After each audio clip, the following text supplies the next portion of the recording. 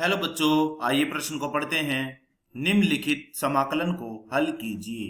समाकलन है dx बटे x 1 जमा log x की घात n। सबसे पहले हमें इस प्रश्न की मुख्य अवधारणा को समझना होगा कि यदि मैं कहूं कि x की घात n का समाकलन क्या होता है, तो यह एक सूत्र है।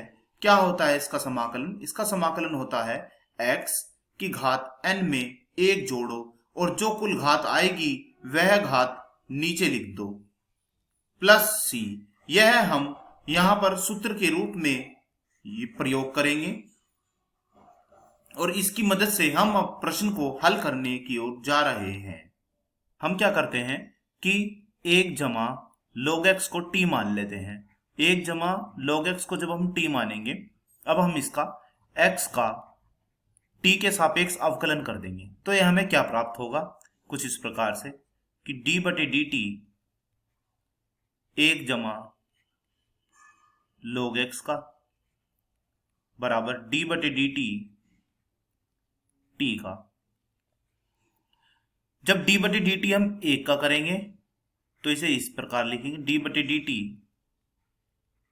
1 का जमा d बटे डी टी log x का बराबर d बटे डी टी t का। हम जानते हैं एक अचर राशि है, अचर राशि का अवकलन हमेशा 0 होता है। और फिर आगे log x का अवकलन 1 बटे x dx बटे dt बराबर, फिर आगे हमें पता है कि d बटे dt जब हम d बटे dt t का करेंगे तो यह 1 आएगा। यहां से हम dx बटे dt का मान क्या आएगा? x आएगा। इससे हम इस प्रकार भी लिख सकते हैं कि dx बटे x बराबर dt। तो अब हम अपने प्रश्न की ओर चलते हैं। हमारा प्रश्न कुछ इस प्रकार का था कि अवकलन dx बटे x 1 जमा log x की घात n। तो हमें क्या समीकरण प्राप्त हुई थी? हमें वह समीकरण कुछ इस प्रकार प्राप्त हुई थी dx बटे x बराबर dt। यह जो समीकरण हमें प्राप्त हुई थी इसे हम इस प्रश्न में अपने रख देते dx बटे x की जगह dt को। चलिए रख दीजिए, तो dt पूरे के बटे, अब हम 1 जमा log x की जगह t रख देते हैं। ऊपर घात चल रही है n और यहां है समाकलन। अब हम इसे आगे हल करते हैं तो यह क्या आएगा?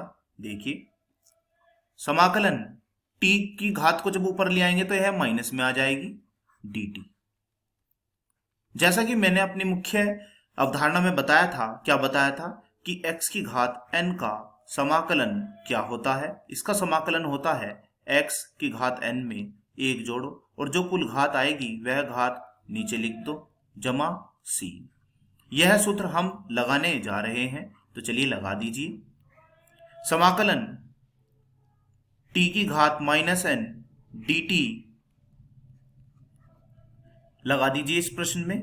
t की घात माइनस n जमा 1 पूरे के बटे माइनस n जमा 1 प्लस c।